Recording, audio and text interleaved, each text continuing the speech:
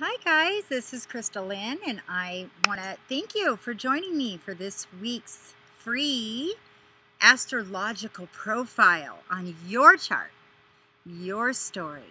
Let me tell your story. How fun is this? Nothing is more exciting to me than to really get to see the tool of astrology play out. I'm never seem to cease in amazement at the accuracy. And yes, I know there's lots of room to, discuss it as a science, but as a life tool and as a way to help navigate, even on a broad scale, astrology is really a beautiful tool. And so for those of you out there right now who, have never, heard of how astrology works, or maybe have this kind of negative thing about it that it's something of the occult, and you're afraid of it. I was reading something this morning. It was kind of interesting, and it said basically what the definition of the occult is keeping something hidden and secret. And as we can see, astrology is no secret. It's been coming to the surface for thousands and thousands of years. It keeps reappearing, and now we can see it and actually use it in our everyday life. And that's what I'm here to do. So I want to share with you guys, this is actually the profile that I'm going to be doing is somebody that I do know a little bit. And I have been watching her life from a distance for about, 7 years. She is another fellow Virgo, and her birthday is September 8th. 1964, 10:38 a.m. And she and I have crossed paths many times working on the same creative project. She's been writing a book as well. Now she's a few years older than me, so I've been kind of watching her cycles to see how she's doing, and I'm really excited to share this week's profile because I want you guys to see how powerful understanding your chart is and how you can use it. And here's somebody that's already tapped in intuitively to the things around her, but may be surprised to find out after this video how intricately created she is to do exactly what she's doing. With all of the clients that I've been working with lately, you guys, the most exciting thing to me is to watch people leave that session with more confidence in who they are. So many times in life, we go through stages where we're trying to kill the person we are, deny the person we are, change the person we are, hate the person we are. And not only is it a disservice to ourselves to live in that kind of angst, but it's a disservice to all of humanity, because each one of us are so intricately created to do specific gifts to influence people in your realm of influence. Do you know how many realms of influences there are? I mean, if I have 100 people watching this video right now, that's 100 people. That's a realm of influence. I've influenced 100 people. Wow. And yet, here we go. This is a beautiful chart, and she is a beautiful example of living out her chart. And so we're going to get into it. Okay, so let's get into Kimberly's chart here. And what we're going to do is I'm going to show you guys today a little bit of her artistry, because we have artistry written all over this chart. And I'm going to tell you what kind of books that Kimberly writes, and you're going to tell me what her rising sign is. Let's see. She writes romance vampire books. Yes, I bet you're guessing it right now as we speak, all of you Scorpios. Kimberly has a Scorpio rising. And I want to start with that a minute, you guys, because I've met so many Scorpio risings lately. I mean, Scorpios are like everywhere around me right now. I have solid moon Scorpio people, Scorpio risings, Mars in Scorpio, and I'm like, and I just feel like they're so solid around me. One thing you have to realize, we always, we say Scorpio, it's like, oh, we all just have this feeling that goes through our body because Scorpio is ruled by two planets. We know that, Mars and Pluto. Mars is the planet of aggression. He's the warrior. But Pluto is the dark underworld. So when we're talking about Scorpio risings, any placement Scorpio, what we have to realize is that warrior can go underground. You ever heard of the word stealth? I mean, my husband walks in the room. He's Mars and Scorpio. Plus, he's a Pisces. He's like a ghost. How many times he's scared me walking up behind me. And I can feel everything because they're quiet, they're accurate, and they're wise. And so, Kimberly, you have the eagle eye. You are the dark warrior. And you're able to see in the underworld. And again, for a lot of people, that scares them because they think, gosh, we don't want to look. We just want everything to be a happy day. But in the truth of life, there's pain and love and drama and obsessions. If anybody sitting here right now watching this video can honestly tell me you have not been victim to some obsession over somebody because love has just become crazy, then we're going to need to talk. I need to look at your chart to see what makes you not have that. So, Kimberly, you are the one that gets to tell these stories for us, the ones that we dare not to tell, the ones that are hidden behind the dark rooms, and ones that are hidden in the background. So, only a Scorpio can come out and tell that. But interestingly enough, Kimberly, the rest of your chart is full of, this color. And not that I want to say Scorpio doesn't have a lot of color, but we know that a lot of times when you see, especially since you're a Scorpio rising, what kind of colors do you wear? Usually they wear more of dark colors, dark reds, dark greens, colors that are dramatic, colors that are passionate. So that will be your outer persona. People will see you more quiet. And because I'm going to go into the rest of your planets, I just want to say before I head off there, it could be very difficult. People with Scorpio rising who have a lot of these other planets that are so full of life, because sometimes that rising sign, the rising sign is your outer persona. It's how other people see you, and it's how you appear to the world. And Scorpios can be the frozen water. That is one analogy given, because they have all these emotions and they're so excited. But then when it goes to come out to the world, it's frozen. It's like it can't get out, and it takes a lot to come out. But, and you may have even spent your life saying, why can't I express myself to other people any easier? Because we need people to go behind the scenes quietly and write and tell the stories from the background. People like myself who are out here emotionally and sharing all our emotions, we're exhausted half of the time because we're giving out so much. A Scorpio holds it in so they can concentrate it in small, concentrated power balls, like Pluto. Small, concentrated, and direct. And so you have that. But then you've got this whole other side of you. You are Sun in Virgo. Fellow Virgo sisters. And we are the hippies. We're fun. We're very articulate.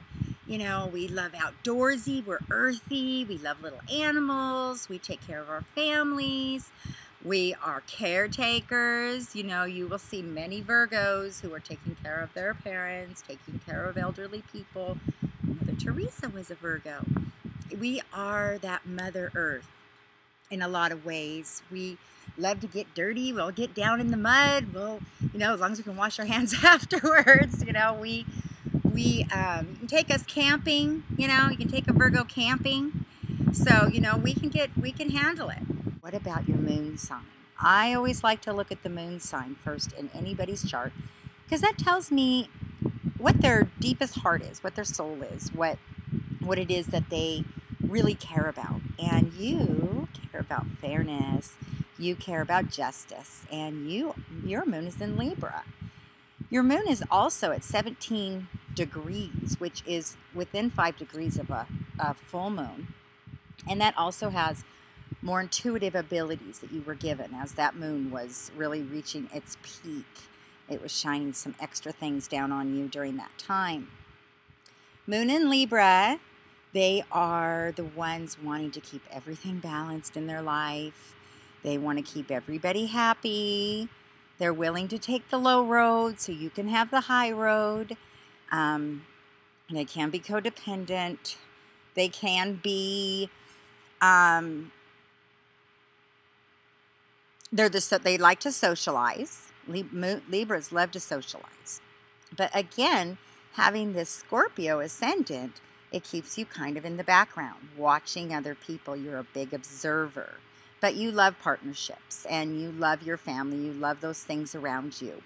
Venus, which is what rules Libra, is also a lover of good things. So you've got really good taste. That is the beauty that comes out in your eye. And I'm going to share a few of your drawings today. I hope you don't get too embarrassed. I hope you won't, because I want to show people what the eye of a Scorpio, Virgo, Libra looks like, coming down through the pen on to a paper. And I want to show you guys that, because I want to show you that we all see life through different perspectives. How beautiful is that? Now, as we continue to go into your chart here, we're going to talk about Mercury. Now, Mercury is your communication planet. It's the planet that gives communication. It also rules Virgo. So we are ruled by Mercury. Mercury is a very fast-moving planet. It always stays very close to the sun. And so you're a quick thinker. You're very quick. You're a good mimicker. Very detailed. Probably a really good editor.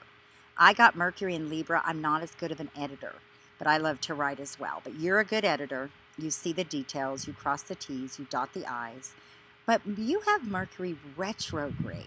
Now, what that means is when you were born, Virgo, Mercury was in Virgo and it was retrograde. It goes retrograde 3 times a year and for about 3 weeks. So during that time, it was retrograde. And people who were born during a retrograde influence many times are, again, deeper thinkers, deeper analytical thinkers. You go down to the depth. You go behind the scenes in your writing. And I keep seeing this over and over again in the charts that I'm reading, you guys. Everyone who's got these retrograde planets, they're behind the scene kind of people. They're the investigators. They are working quietly, doing something, and they love it. They're just diving into this investigation, these researches, and they go deep. Sometimes that might make it hard for you to communicate as much on the outside, where you go to say something and you're like, why isn't it coming out like I want it to? Sometimes a retrograde thinker will overanalyze everything they say. So that's just little tendencies that you've got to watch. Now we're going to look at Venus and Mars. Venus is your love, how you love. And you made it by 0.33 of a second degrees into Leo. You are a Leo woman in your heart. As you love, you want that refined love, that romance, fun, creativity, little wine and dine. And so I bet you if we took a look in your romance novels, we'd find all kinds of examples of a woman being loved right, like a Leo woman. But interestingly enough, you have Mars in Cancer. And Mars in Cancer, you're a nurturer. You're a woman that loves her home, that likes to know she has her security, that wants her family around her. You may even cook very well, or you like good cooking. But this is ruled by the moon. Cancers are ruled by the moon.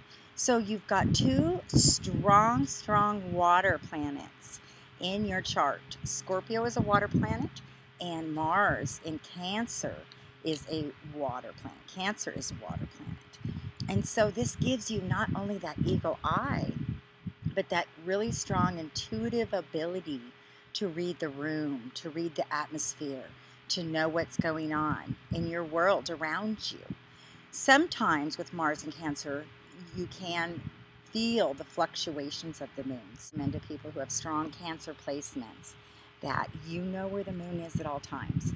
You know when it's full. And you can work your writing and creativity off of that. I have a moon in Pisces, and so when the moon is in Pisces for 2.5 days, that's when I take those 2.5 days to just let my mind be as creative as it can be. So right now, we've just come through a huge Cancer influence. In fact, Mars is in Cancer as we speak and will be in Cancer until the end of the month. So you should be really lit up right now. You should be really feeling good, really excited, really hopeful. Virgos, we finally are getting our chance. You know, back in 2007, 2008, when Saturn was in Virgo, a lot of us Virgos got hit really hard in our productivity. So if you remember 07 and 08, when things just took a dive. And Jupiter takes 1 year to get around the sun. So we have our Jupiter transit every 12 years. And Jupiter was in Taurus. I was just looking in my little handy-dandy book, because it was just a couple years ago. June 4th, 2011 to June 11th, 2012. So take a look at those dates in your life. June 4th, 2011 to June 11th, 2012. Hopefully you saw some blessings financially there. Hopefully you found some security. Hopefully you got your rhythm. Hopefully you were blessed, because Jupiter brings blessings. And in Taurus, that usually means money. So it's good grounding. You got grounded in 2011. Something happened to you and you just got solid. Finally you got it. And but you want to remember right now, Jupiter is in Cancer for the year. So he's calling us all home. He's calling us all home to care about our families, to get our homes in order, to make sure things are really good, because we're all getting ready to have some fun. We're all getting ready to get out there and do everything we've dreamed of doing. Right now, astrologically, you are so set up to continue to go forward in your art and what you're doing and in your writing. You just have to realize Saturn is in Scorpio right now.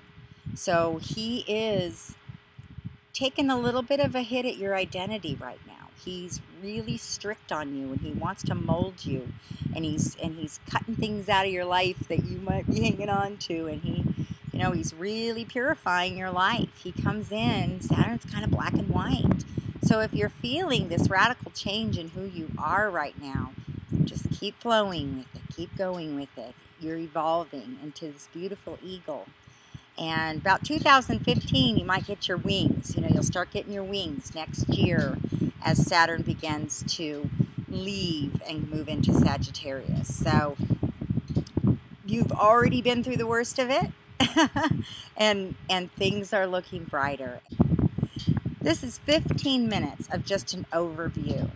But if you guys want to take time, stop what you're doing, and invest 15 minutes with me, I will give you, just like this, an astrological video. I send it to you. You can go on my website, chrystallynn.biz. I do a 15-minute video, a 30-minute video, and I can do a 1-hour Skype, you guys, if you want to talk one-on-one.